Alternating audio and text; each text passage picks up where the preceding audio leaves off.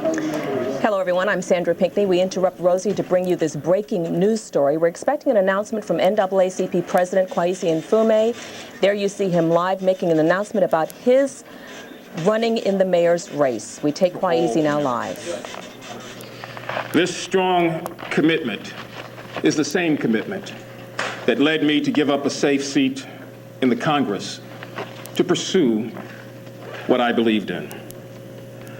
That decision, like so many countless others in my life, was the result of an inner voice, a voice that I have always listened to and that has always guided me correctly. It is a gut feeling that is as indescribable as it is accurate. It's a moral center that for me acts as a compass, pointing the way ahead. I had planned to say something definitive, as most of you know, after my board meeting in Miami, but was called away by a request from the White House to join a special delegation of Americans to represent our nation at an international summit in Africa.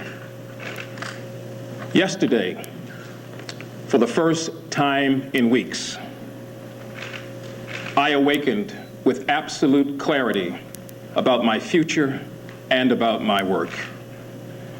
I know that my job is to finish the work that I have begun, to create a more just and humane society for all people, regardless of race, religion, ethnicity, or background.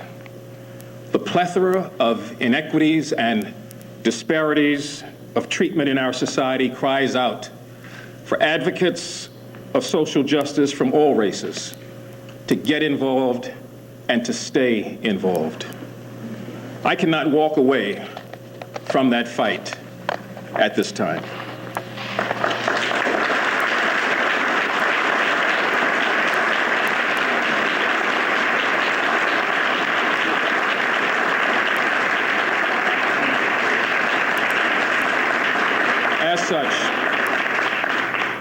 As such, I am not now, nor will I be, a candidate for mayor. To the many men and women of all races and backgrounds and walks of life who've come as they have to express their absolute belief in me, I will forever be indebted. You honor me with your steadfastness, and you honor Baltimore with your loyalty. Like you, the NAACP will be engaged in the great debates of the candidates and the discussions of this election year. And like you, we wish also for that campaign to begin now. I thank you for your time and for your patience and for your understanding of my decision. And I'll be more than happy to try to respond to some questions from members of the press. Mr. Chair. Kwesi, Mr. President, what does this mean now in terms of your endorsements as far as the mayor's race? Your second cousin, Lawrence Bell, is expected to announce tomorrow. I didn't know that. Yeah, well, I'm just telling you. I'm just teasing. 11:30. You knew that, sir. Will you be endorsing your cousin? Well, I just found out a few moments ago that someone told me that he may be filing within the next day or two. I didn't know that. My tradition is, as it's been for 20 years, I never endorse until the filing deadline is over and when all candidates who have at least come forward are known. And so I can't answer that right now. I can tell you honestly, without trying to dodge that question, that as a private citizen, I plan to be very much engaged in the election process this year. And there are a number of candidates that, as a private citizen, I'm very much interested in, particularly on the city council. But I'm not going to do any of that until after the filing deadline passed. Yes, sir. Since this was such an agonizing decision to you, those of us who spoke to you kind of read that you were very surprised by this.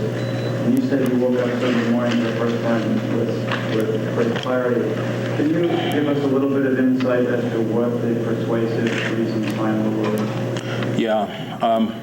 You know, flying back on Air Force One, you get a chance to think about a lot of things because you don't have very much to do, quite frankly. And after having been in Africa for the last week, looking at the sunset and waiting, as I have been waiting for a long time, to hear the inner me speak. Not other people, but the inner me. I started sensing then a clarity that I had not felt in months. When I woke up Sunday morning and prayed about it, it was absolutely clear as a bell that for me, I needed to stay here and to finish the job that I had begun. Now,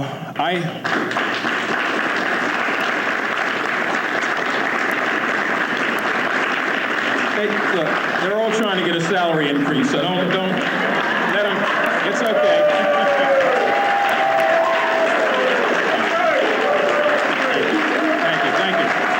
Thank you. Salary increases are on the way. If someone put a gun to my head and said, describe it, I can't describe it. It's, as I said a moment ago, as indescribable as it is accurate. It's my gut. And the only time I've messed up in my life is when I've gone against what my instincts have been. And I pray that I'm right this time. There is a part of me, as most of you know who know me, that really got electrified at the concept or the idea of having an opportunity in the town that I grew up in, where in many respects I was not expected to succeed at all, to be able one day to be able to make decisions and to make communities better and to give new hope to a school system and to young people and to deal with the issue of crime and drugs, which I now know as a parent in a special kind of way.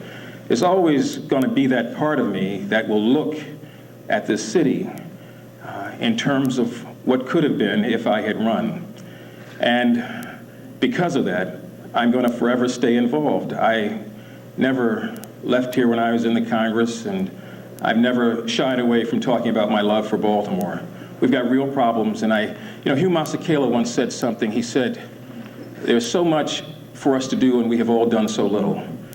There's much more for me to do, and I hope, as a private citizen and as the head of this association, I'm able to assist the next mayor, whoever he or she might be, in helping to get that done. Mr. McCoy, you said you didn't know that the council president was going to announce in the morning, and we all didn't know about it yesterday. That was NAACP President Kwesi Mfume announcing what we have been hearing from him all along, that he was not planning to run for the mayor of Baltimore City, mentioning that inner voice, that inner gut feeling that he has tried to follow along in his life.